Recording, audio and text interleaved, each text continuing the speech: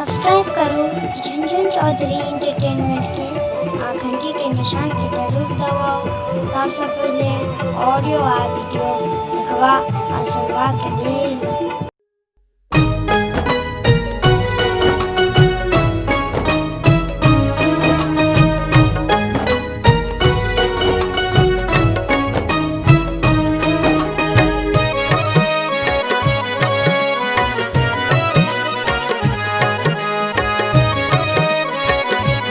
आप सुन रहे हैं गंगा कैसेट की प्रस्तुति।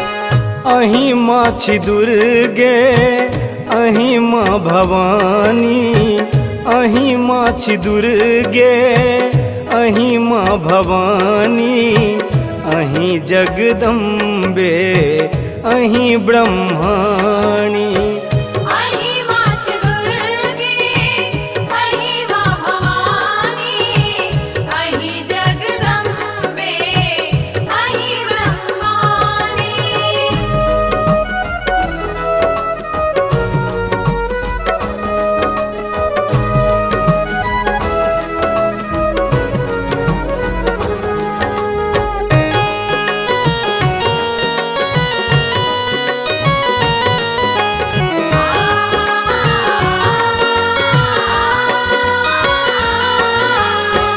अहीं शैलपुत्री अहीं माहे तारा, अहीं माछी पावन गंगा के धारा।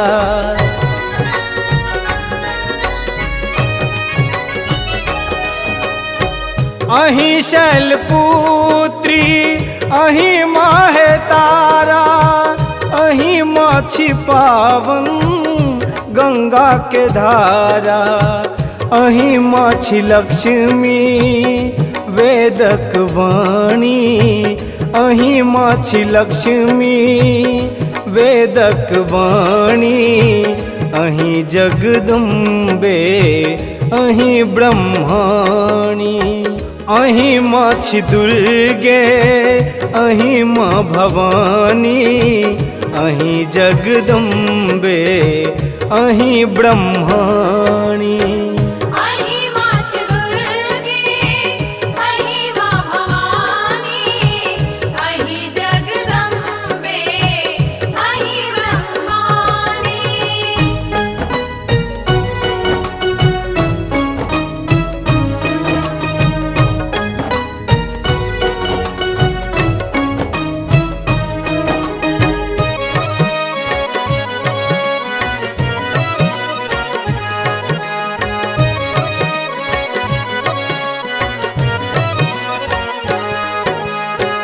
अहीं सूर्य धरती अहीं छी आकाश, अहीं ज्योति चंदा के शीतल प्रकाश।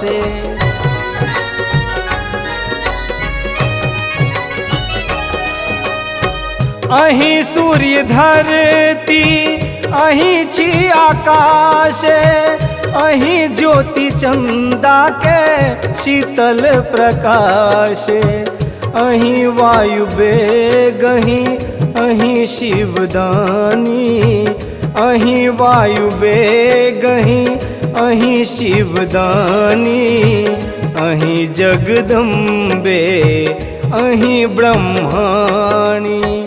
अहीं माछी दुर्गे अहीं माँ भवानी, अहीं जगदम्बे अहीं ब्रह्माणी।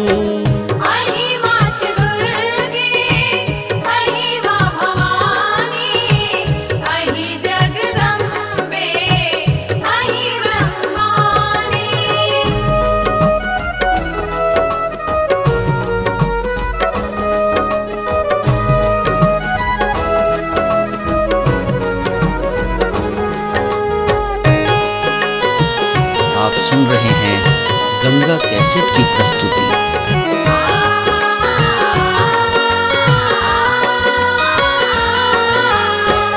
अहीं भवकारिणी अहीं संहारिणी, अहीं एक कौशल के पाप उधारिणी।